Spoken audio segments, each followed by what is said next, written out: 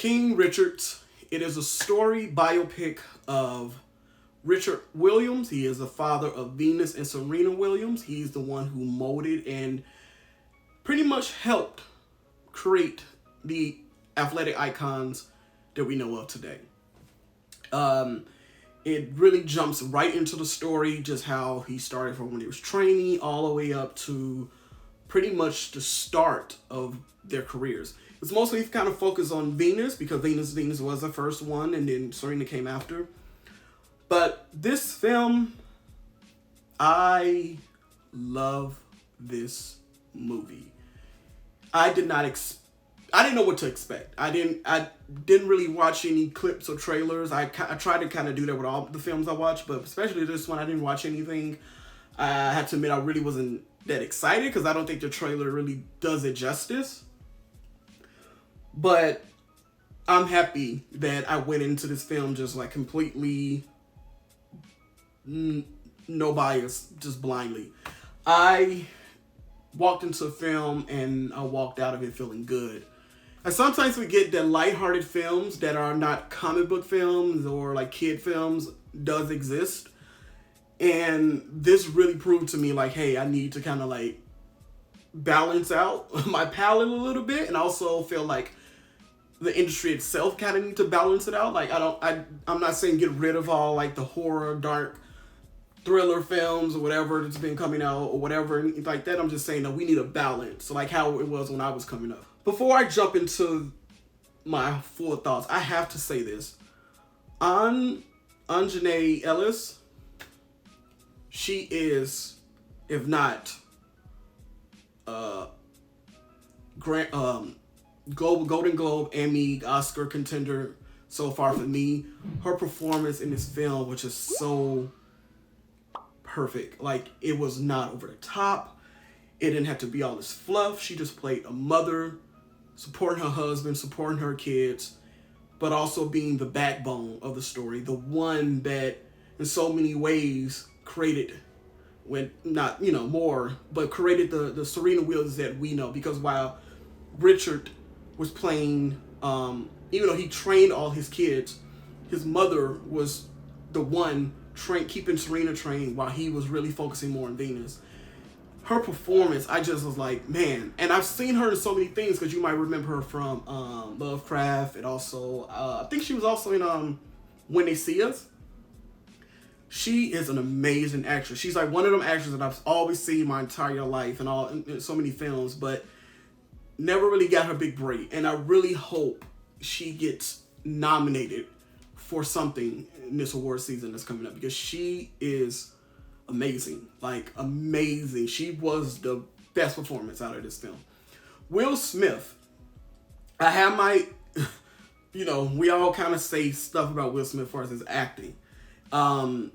But one thing about Will Smith, he knows how to lead a film. He can lead a film. He can still lead a film even to this day.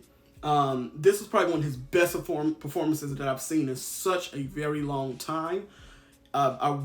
He still does that weird squinty eye lip thing that he does when he's doing these like biopics. I wish he stopped, but he really did great. I can't even lie. I think everyone brought their A game.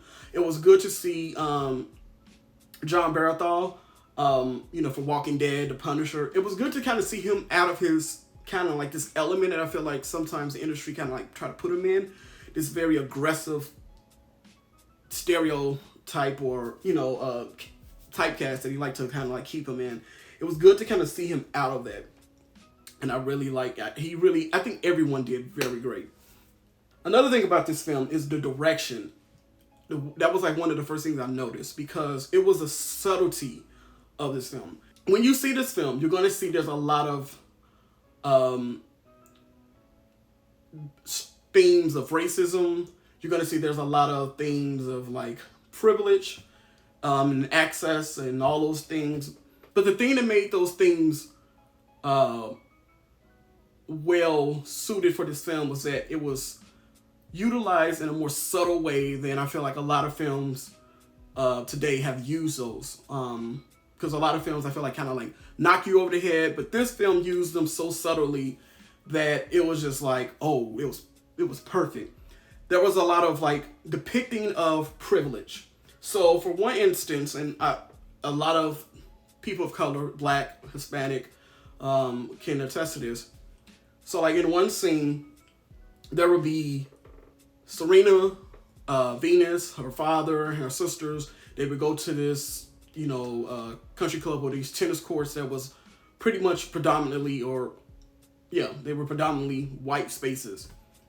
And you can see in the film when the moment they enter, it's like these looks, and they tense up and they get paranoid, or not paranoid rather, but they get very alert. They feel unwelcomed. They can feel the spaces that they're in. They know that they shouldn't be here. But the moment the scenes where you would see John Baratheon character and Tony Goldwyn, who played coaches of the sisters, they would go to the hood. But they would go to the hood unfazed, unbothered. There would be no second thought of like, oh, I might get shot or anything, how sometimes it's portrayed in the media. But it was no second thought. And it's those little subtle moments that is what privilege is. And that's when you hear people speak of privilege, it's little things like that people don't think about. I just felt so great about this film. I didn't expect it. And I like when I go into a film where I don't have really much of any information. I knew a little bit about their father, but the way he was depicted from what I knew was that he was kind of like very tough. No. He was a father. He had a plan for his daughters. It's a very spiritual film as well, because the moment when he's like in the court and he's training his kids, a lot of times he has to train them on a court in where they're from, in Compton, and it's very rundown, it's very gang infested, and he has 5 daughters. He has no sons. So all the time he would take his daughters there, his older daughter was getting harassed by one of the gang members, and he really felt hopeless. So one night he goes to the court by himself. Like he's in a bad place. The gang member's looking for his daughter because he knows her name, and then the gang member says something out the way, and Richard snaps, and then they beat him up. They beat Richard up. But Richard, because he's a security guard, he works overnight, he has a gun. He goes looking for the boy, and then he finds the boy hanging out there. The moment he gets out the car, he's planning to shoot this boy because he's so upset. The boy comes out the restaurant, and then I can't say anything else. But it's those moments like that it's a spiritual, it touches on your spiritual side, this film, because it's fate. And then it makes you inspired because you're like, stuff like that has happened in my life where I felt like it was fate. Felt like something, a reason this is happening, and I have to kind of like keep going. And that's the type of stuff you want when you go into a film and you have a motivation and you have a reason, or what you're trying to convey to the audience and what you're trying to push. When you do something like that and you can make them feel a spiritualness, a happiness, and motivation and being inspired, that's what I look for in a film like this. And it did that. It did not feel over the top. It didn't feel like just it didn't feel like a biopic where everybody was playing like, cosplay or something, like some biopics. It had a beginning, middle, and end, and it was contained and never stepped out of that bubble. And that is what made this film special to me. The ending, it doesn't end how you think it does. But even though you know in the long run what the story goes, but you just have to see it. You just have to see it. Now, there are some things I didn't.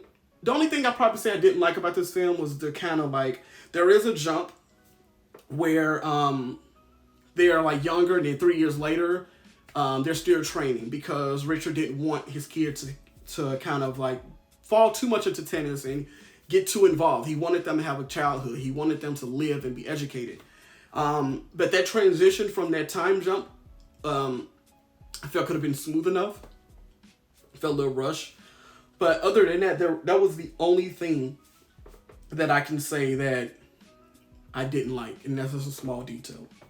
Other than that, I say please check this film out, guys. This is a great, good, feel-good film that I can go on and on about. I really want to see this again. I can't wait to see it again. It comes out November 19th on HBO Max and in theaters.